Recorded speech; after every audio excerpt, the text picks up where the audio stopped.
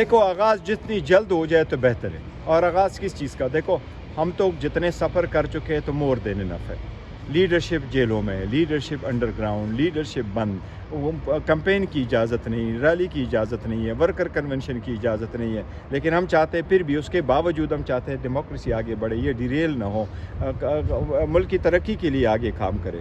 پھر بھی آپ جو ہے نا 5 دنوں میں 3 سزائیں دیتے ہیں. 35 سال آپ نے سزا دی ہے اور آپ نے اس قسم کی سزائیں دی کہ جس کی مثال ہی کبھی نہیں ہے. 200 آپ نے کیسز بنوائے، آپ نے کوئی لیڈرشپ کو چھوڑا ہی نہیں ہے.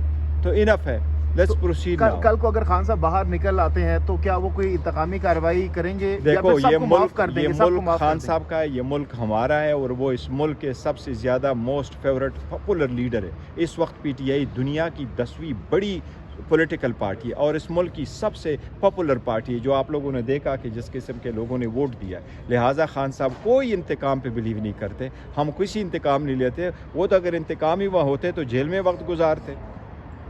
ان کو سزائیں بھی غلط ہے، وہ سزائیں بھی انلیگل ہے، وہ پروسیس بھی انلیگل ہے. سب کچھ بھلا دیں گے، جو ناانصافیاں ہوئی ہیں، زیادتیاں ہوئی، سب کچھ بھلا دیں گے. دیکھو ہم سسٹم کو ریفارم کرنا چاہتے ہیں، آگے کی طرف بڑھنا چاہتے ہیں. یہ جو آپ سامنے کھڑے ہیں نا، یہ ورکر سپورٹر اور عام آرڈینری پاکستان، یہ آپ لوگوں کا پاکستان ہے، یہ ہمارا پاکستان ہے. اس کو ہم نے آگے لے کے جانا ہے.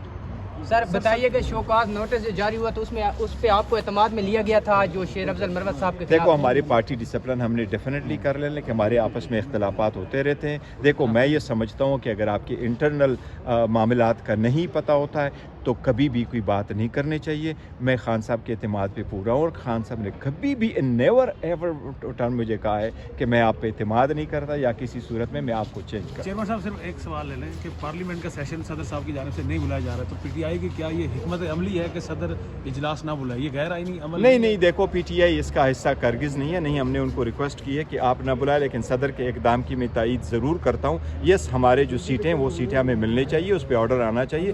ہماری جب سیٹیں پوری ہوگی تو وومن کی سیٹیں آئیں گی تو آپ کا کورم پورا ہوگا، پھر آپ پروسیڈ کریں. ان کے ملے آگے. دیکھو نا الیکشن آ رہے ہیں، سینٹ کا بھی الیکشن ہے، پریزیڈنشیل الیکشن ہے. ان سیٹوں کا ہم پہلے دن سے کہتے چلے آ رہے تھے. یہ 227 سیٹ ہے، اس میں ہمارا جو ڈیو شیئر ہے. الیکشن کمیشن کو چاہیے کہ آج ہی ہمیں اپنا شیئر دے اور الیکشن کا اجلاس. عمران خان کی رہائی کب تک دیکھ رہے ہیں آپ؟ اللہ کرے، ہم ہمیشہ بڑے کنسرن رہتے ہیں، اللہ کرے جلد سے جلد ہو. مجھے اب اس مرتبہ انشاءاللہ جلد آئیں گے. اچھی ججمنٹ اگر آپ لوگوں کے آڑے آ جائے تو یہ تو انصاف کا قتل ہے.